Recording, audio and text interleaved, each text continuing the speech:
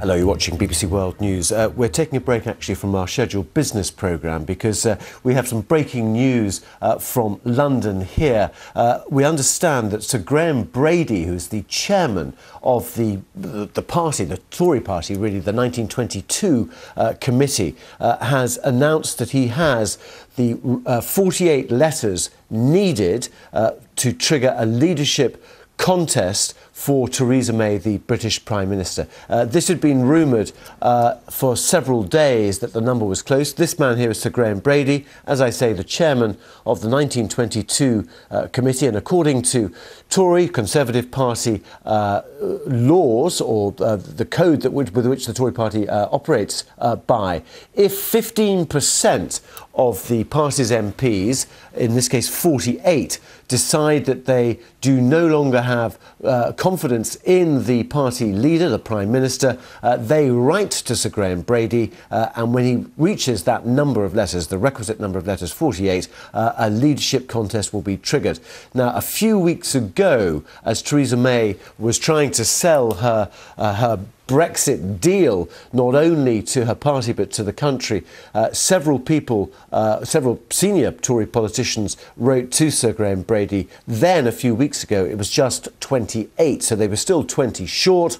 In the last 24 hours, though, as Theresa May has been travelling around Europe trying to get more support following her abandoning of a meaningful vote in the House of Commons, other people then said that they would submit their letters calling for a vote of no confidence in Theresa May as well. As I say, Theresa May on a whistle-stop tour of Europe yesterday, not only Jean-Claude Juncker, Donald Tusk, but also Angela Merkel, whom she met for lunch, trying to get some sort of compromise from Europe to allow her to avoid the backstop, as it's known, the Irish backstop. Here she is meeting the Dutch Prime Minister, and here she is meeting Angela Merkel. But there was no support at all, or no movement at all, as far as Europe was concerned. Donald Tusk pointing out, in fact, I think Mark Rutte pointing out also that as far as the deal was concerned with Europe, that was absolutely everything. There was no more to offer. So, breaking news in the past couple of moments, and that is that the 48 letters needed to trigger a leadership contest for the British Prime Minister Theresa May has now been reached. That threshold, the number of letters written to Sir Graham Brady, chairman of the 1922 committee. You're watching BBC World News. As I say, we've interrupted our business coverage for that news. Sally is alongside me now. Sally, just run us through the latest, the business news, as we're just waiting to hear if we get any more information about that leadership challenge for Theresa May. What will be, in terms of immediate reaction, we're going to see a movement in the value of the pound sterling. It's been extremely weak in the last 48 hours, both versus the US dollar and the euro, because of concern about the dissension within the Conservative Party. We saw Theresa May, of course, yesterday on a whistle-stop tour of Europe as she was trying to get some sort of concessions from European leaders so she could then take that back to Westminster and sell that to her own party and the others in the opposition, who are all saying we will not back your withdrawal agreement. Interestingly, it's not quite clear what she was asking Europe to do, really, in terms of hard detail. Well, what we understood was that what she was trying to get was some sort of wiggle room on the so-called Irish backstop. And this is the part of the withdrawal deal that seems to be the most contentious element, whether Northern Ireland is still subject to EU regulations and laws when the rest of the United Kingdom isn't, as and when the UK does leave the European Union. And that was the real issue that many had problems with, because, of course, within that withdrawal deal, it would suggest that whilst the transition period was underway, and following that, if the Irish backstop were to trigger, because a deal hadn't been agreed between the UK and Europe about the terms of leaving Europe, we could be locked in to EU regulation, EU regulation and laws, customs union, single market, etc., for an indefinite period. But the chances potentially now, Sally, are that we may be heading for a no-deal hard Brexit. And what would market reaction be to that? Well, It's interesting, actually, because you get a different perspective depending on who you're talking to about what their concerns are when it comes to a hard Brexit. One of the concerns was that the Governor of the Bank of England, Mark Carney, one of his concerns was the fact that he felt businesses in the UK were not ready for that circumstance. He's made sure, of course, that the financial services sector, that banks are all prepared and ready for the worst case scenario, being a crashing out of Europe. But his concern, he said at the time, more than half of British companies haven't prepared for that. Having said that, though, myself and my colleagues within the business unit here at the BBC, we're talking to business leaders all the time, company CEOs, and nearly all the ones I've talked to have said, yes, we are more than ready for that. For example, we had a chief executive of a company yesterday. They import water into the UK from Austria that they sell in the UK market.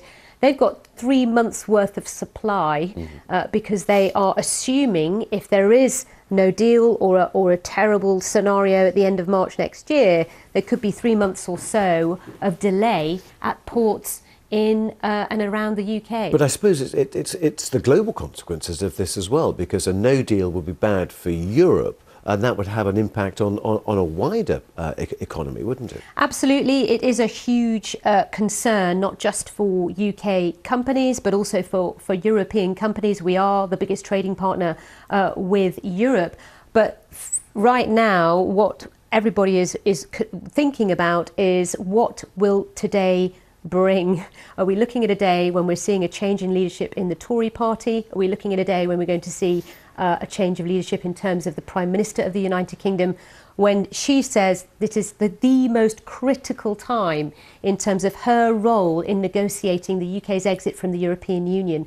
And some of her supporters within the cabinet have been talking about the timing of this challenge to her leadership right now, when she is on Thursday, tomorrow, she's due back at a European Leaders Summit. Later this afternoon, after Prime Minister's questions in Parliament, she's expected to be in Ireland talking to Leo Varadkar. So, there is huge criticism among her supporters of the timing of this, and that, those who have tabled this contest to her leadership, how they are really timing this completely wrongly. And if there were a general election, market response to the potential of a Labour Prime Minister, Labour leadership under Jeremy Corbyn, would presumably move markets in some sort of way as well. It would move markets, but I have to say, of course, the leadership of the Conservative Party and Theresa May's premiership has looked shaky for a long, long time.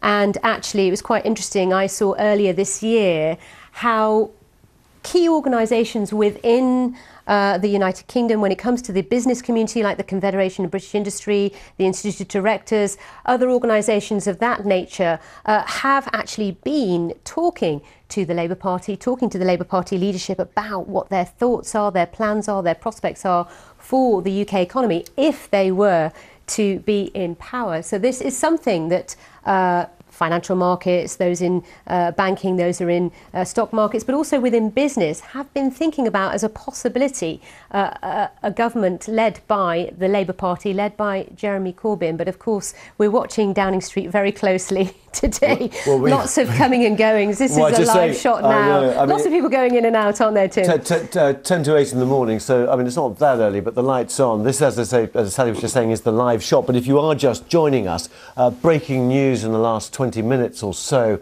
and that is that the Tory MPs of the governing party here in Britain under Theresa May have submitted enough letters for a vote of no confidence in Theresa May's leadership over her Brexit plans, Britain's planned divorce from the European Union. So another day of huge drama in the political leadership here in Britain. Theresa May now has been told by her own party that there is a 15% group of them who no longer believe that she commands the respect and the confidence of her party. So what happens now? We will have the latest from our political correspondent who's down at Downing Street in the next couple of moments, as we understand. But Theresa May facing now potentially the end game for her leadership, not only of the Conservative Party here in Great Britain, but also as Prime Minister. I think we can go live to Ian Watson at Downing Street. Ian, so this had been rumoured for the last 24 hours or so, but now we have it confirmed. There is a vote of, or will be a vote of no confidence in Theresa May. That's right. It's been 100% confirmed by impeccable sources, Tim. This is definitely happening. It's going to take place between 6 and 8 o'clock this evening in London. Now, what the process is quite straightforward, and I think it's getting done very swiftly indeed. It requires 48 MPs, 15% of Theresa May's parliamentary party, to trigger a vote of no confidence. But in order for her opponents to win it, it takes half the parliamentary party to agree. That's 158 MPs, so a considerably higher threshold. If they decide tonight that they have no confidence in Theresa May, then she will be required to step aside pretty soon. What they'll do is drop a timescale for a leadership contest. She will not be allowed to take part in that leadership contest. The field will be open to other candidates, and a timetable will be agreed. Once that timetable is agreed and someone else is in place, then she would be gone from number 10 Downing Street. If, however, she wins, if they do not achieve that 158, then under the Conservative Party's rules, the ruling party's own rules, then she would be in place for another year unless she chooses to go sooner. So in some ways, this is coming to a head. It may strengthen the Prime Minister in the negotiations if it's got out of the way tonight, ahead of a European Council tomorrow. It may, however, equally undermine her. Downing Street are warning that just the mere fact that there is a challenge could undermine her negotiations with the European Union. She was intending to see the Irish Prime Minister this afternoon, so this is not a welcome challenge as far as Downing Street are concerned, but it will be a swift challenge, and in about 12 hours' time we should know if Theresa May is on her way out of Downing Street or safe for the time being. There has been absolute chaos at the heart of the British government in the past week or so, with statements that the vote would go ahead, then cancelled, the Prime Minister would make a statement or not. Who is emerging as a potential challenger to her? I mean, are campaigns already being run in? Well, kind of shadow campaigns are. Certainly people are taking soundings about who might support them, what jobs they might be given, and so on. There's no firm declarations as yet, but there's a whole range of candidates.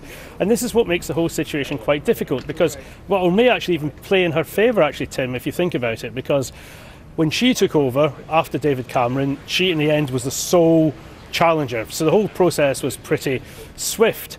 If there's a whole range of different candidates, the process is that MPs have to whittle them down to the final two, then it goes to a ballot of the whole membership. So what Downing Street are saying is that that would perhaps not be completed until maybe the end of January, 2 months before Britain's supposed to leave the European Union, and they think that would therefore increase the chance of no deal, possibly the chance of no Brexit, perhaps at least having to extend Article 50. So that's what she will argue, but there are a whole range of different candidates. We want me to run through them, but they all have different perspectives. So Boris Johnson clearly would be one of them, and he would want what's so-called a hard Brexit, a much harder line taken with Brussels.